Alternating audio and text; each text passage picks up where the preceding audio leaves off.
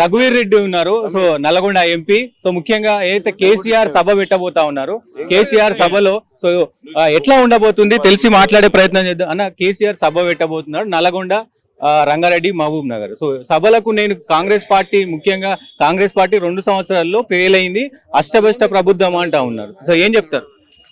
తప్పకుండా కాంగ్రెస్ ఒక పార్టీగా కేసీఆర్ గారు సభ పెట్టుకుంటే మాకేమీ అభ్యంతరం లేదు, మాకేం అభ్యంతరం ఉంటుంది. కాకపోతే ఆయన సభ పెట్టే ముందు మేము కూడా రేపు అసెంబ్లీలో జరిగే చర్చలలో కూడా వారు చెప్పినటువంటి పాలమూరు ప్రాజెక్టు కానీ దాంట్లో జరిగిన అవకతవకలకు కానీ వారు చేసిన అంశాలు ఏంది, ఎందుకు ఆగిపోయింది అనే అంశాలు కూడా మేము తెలియజేస్తాం.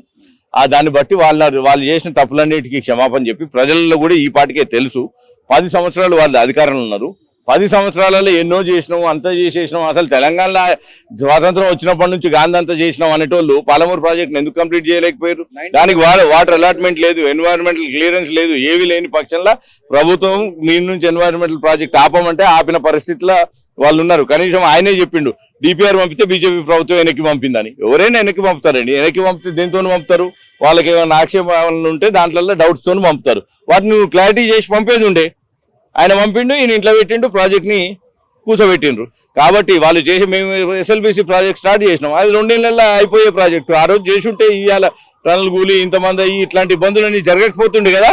మేము స్టార్ట్ చేసిన ప్రాజెక్టులన్నీ 20%, 10%, 30% అయితే అయిపోయిన ప్రాజెక్టులు ఆయన కంప్లీట్ చేయకుండా, ఆయన కంప్లీట్ చేసుంటే ఈరోజు నల్గొండ, మహబూబ్నగర్ జిల్లాలో సస్యశ్యామలంగా ఉండేవి.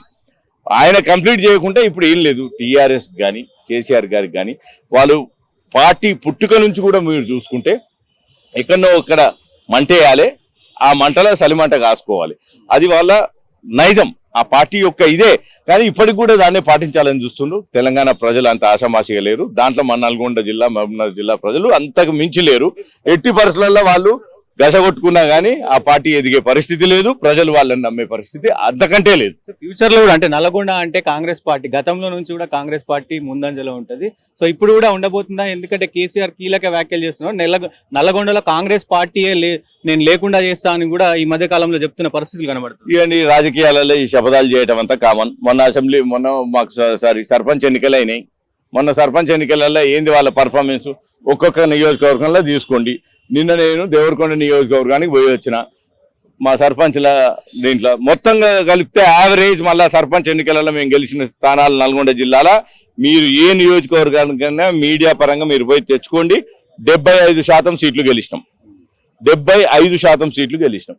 మిగిలిన 20% దాంట్లో ఓడిపోయిన దాంట్లో 5-10% ఎట్లాంటివి అంటే మా దగ్గరనే రెబల్స్ మా దగ్గర పోటీ ఎక్కువై, మా దగ్గర మేము ఉమ్మడిగా కొన్ని ఊర్లు 90% ఉన్న ఊర్లు కూడా మా ఊళ్ళే 3-4 కొట్లాడుకొని అట్లాంటి పరిస్థితులలో ఓడిపోయాను.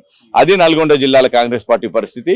పోయినసారి చెప్పిన జగదీశ్వర్ రెడ్డి గారు ఒక చిన్న శపథం చేస్తే ఒక్క సీటు కూడా గెలవనీయమంటే మేము ఆ ఒక్క సీటు కూడా గెలవనీయమని మేము ఆ దిశగానే పనిచేస్తున్నాం, ఆ దిశగానే ప్రయత్నం. కాంగ్రెస్ పార్టీలో కోమటిరెడ్డి వెంకటరెడ్డికి చెక్ పెట్టడానికి వేరే కాంగ్రెస్ నేతలు ట్రై చేస్తున్నారు అనేది ఒక చర్చ నడుస్తుంది. ఏం చెప్తారు దీనికి? దేనికి చెక్ పెట్టేది? అది అసలు ఆ క్వశ్చన్నే దాంట్లో ఏమీ పసలేదు. కోమటిరెడ్డి వెంకటరెడ్డి గారికి చెక్ పెట్టేది ఏముంటుంది? ఇంకోళ్ళకు ఎవరి పని వాళ్ళు మంచిగా చేసుకుంటున్నాం, ఆనందంగా ఉన్నాం. అసలు ఈ చర్చ ఎక్కడ నేను ఫస్ట్ టైం వింటున్నా నీ దగ్గర నుంచి తప్ప.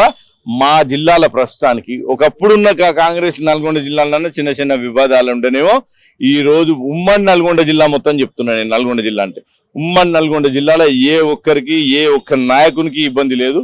అందరూ మహా నాయకులు ఉన్నారు. బ్రహ్మాండంగా ఉంది కాంగ్రెస్ పార్టీ. వచ్చేసారి 12కి 12 సీట్లు గెలుస్తాం.